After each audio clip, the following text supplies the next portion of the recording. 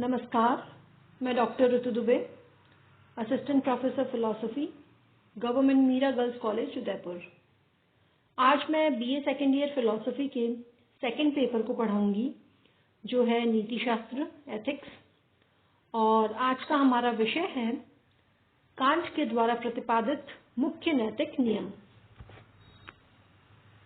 दरअसल नैतिकता के सर्वोच्च नियम निरपेक्ष आदेश के आधार पर कांट ने कुछ ऐसे नैतिक नियमों का प्रतिपादन किया है जो उनके विचार में प्रत्येक मनुष्य के लिए अनिवार्य हैं। उनका कहना है कि बौद्धिक प्राणी होने के नाते प्रत्येक मनुष्य को इन नैतिक नियमों के अनुसार अवश्य आचरण करना चाहिए। वस्तुतः ये नैतिक नियम मनुष्य के कर्तव्य निर्धारण में बहुत सहायक सिद्ध हो सकते हैं, और यही कारण है कि कांट के विरुद्ध कुछ आलोचकों का ये जो आरोप है वो उचित प्रतीत नहीं होता कि उनका नैतिक सिद्धांत व्यवहारिक जीवन में नैतिक दृष्टि से मनुष्य का मार्गदर्शन नहीं करता। कांट के द्वारा प्रतिपादित जो मुख्य नैतिक नियम है वो इस प्रकार है। पहला है सार्वभौमिकता का नियम, दूसरा है मनुष्यता को साध्य मानने का नियम, तीसरा है स्वाधीनता का नियम, और चौथा है साध्यों के राज्य का नियम। अब हम इस पर क्रमशः बात करेंगे। सबसे पहले सार्वभौमिकता का नियम। जैसा कि हम पिछले वीडियो में ये पढ़ चुके हैं कि निरपेक्ष आदेश के अनुसार प्रत्येक मनुष्य को केवल ऐसे नियम के आधार पर आचरण करना चाहिए जिसे वह सार्वभौमिक नियम के रूप में यानी कि यूनिवर्सल लॉ के रूप में स्वीकार करने का संकल्प कर सके।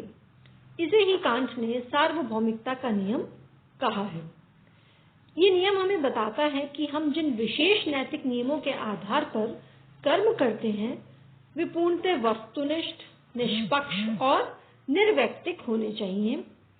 किसी व्यक्ति को यह अधिकार नहीं है कि वह अपने आप को और अपने मित्रों और संबंधियों को किसी भी परिस्थिति में उस विशेष नैतिक नियम से मुक्त समझे जिसका सदैव पालन करना वह दूसरों के लिए आवश्यक मानता है। कांट के विचार में नैतिक नियम तो हमेशा अपवाद रहित होता है, उसका कोई एक्सेप्शन नहीं होता, क्योंकि किसी नियम को सार्वभौमिक नियम के रूप में स्वीकार करने और अपने आप को या किसी अन्य व्यक्ति को उसका अपवाद मानने में आत्मविरोध स्पष्ट है। व्यवहारिक जीवन में नैतिकता की दृष्टि से कांट का ये जो सार्वभौमिकता का नियम है इसका बहुत महत्व है। लगभग सभी दार्शनिक ये स्वीकार करते हैं कि सार्वभौमिकता नैतिक नियम की अनिवार्य शर्त है, अर्थात नैतिक नियम किसी व्यक्ति की इच्छा पर निर्भर न होकर समान परिस्थितियों में सभी व्यक्तियों पर समान रूप से लागू होता है। दूसरा नियम जो है वो कांट के द्वारा प्रतिपादित जो मुख्य नैतिक नियम है वो है मनुष्यता को साध्य मानने का नियम। ये जो दूसरा महत्वपूर्ण नैतिक नियम है ये मनुष्य के व्यक्तित्व की स्वतंत्रता और उसके सम्मान से संबंधित है। इस नियम को उन्होंने निम्नलिखित सूत्र के रूप में प्रस्तुत किया है कि इस प्रकार कार्य करो कि स्वयं तुम में और दूसरों में निहित मनुष्यता साधन मात्र न रहकर सदैव अपने आप में साध्य बनी रहे। ये नियम बताता है कि हमें स्वयं अपनी और दूसरों की स्वतंत्रता और प्रतिष्ठा का पूर्ण सम्मान करना चाहिए। इसके अनुसार हमें अपने आप को केवल इच्छाओं की तृप्ति का और अन्य व्यक्तियों को केवल अपनी इच्छाओं की तृप्ति का साधन मात्र कभी नहीं मानना चाहिए। प्रथम नैतिक नियम की भांति ये नियम भी सभी मनुष्यों पर समान रूप से लागू होता है, अतः यह भी सार्वभौमिक नियम है। अब यहाँ ये प्रश्न उठाया जा सकता है कि क्या व्यवहारिक जीवन में इस नियम के अनुसार आचरण करना संभव है? इस प्रश्न के उत्तर में यही कहा जा सकता है कि कांट इसे पूर्णतः संभव मानते हैं।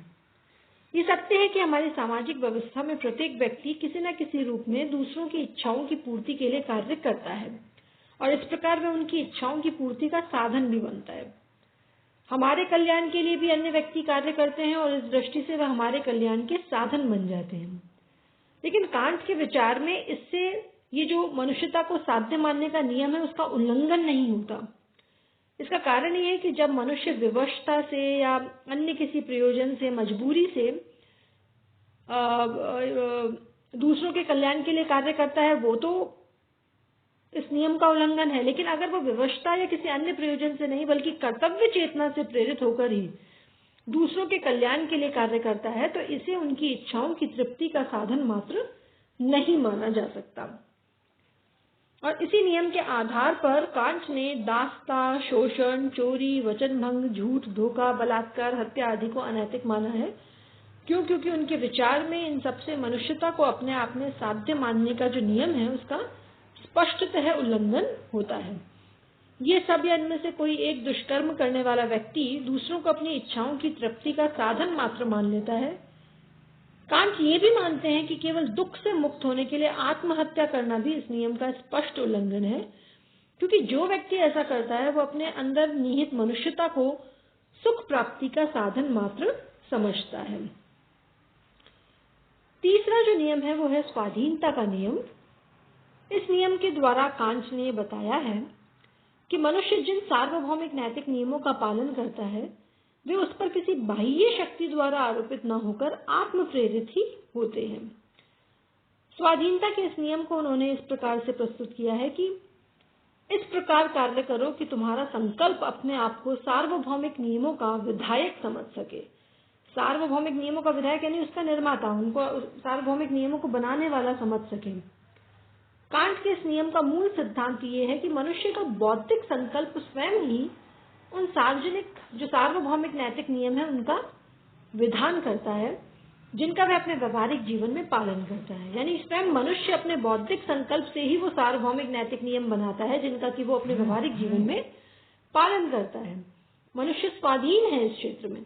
इसका अर्थ यह है कि सच्ची जो नैतिकता है वो बाह्य आरोपित न होकर केवल आत्म प्रेरित ही होती है।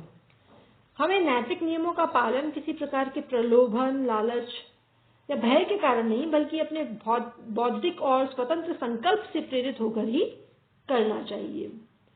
और चौथा और अंतिम जो नैतिक नियम है वो है साध्यों के राज्य का नियम। कांट का ये नियम अन्य सभी नियमों की अपेक्षा अधिक व्यापक है, क्योंकि इसमें पूर्व वर्णित तीनों नियमों का समावेश हो जाता है। तीनों इसमें शामिल हैं। इस व्यापक नियम को उन्होंने इस प्रकार वाक्य में प्रस्तुत किया है कि इस प्रकार कार्य करो कि तुम अपने आप को साध्यों के राज्य का नियम विधायक सदस्य समझ सको।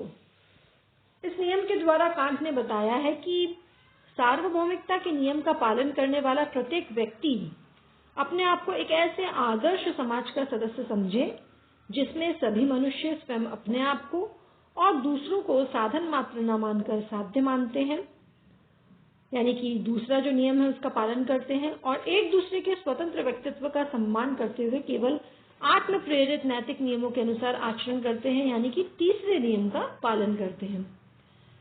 स्पष्ट है कि इस नियम में सार्वभौमिकता का नियम, मानवता को साध्य मानने का नियम और स्वाधीनता का नियम, ये तीनों ही सम्मिलित हैं।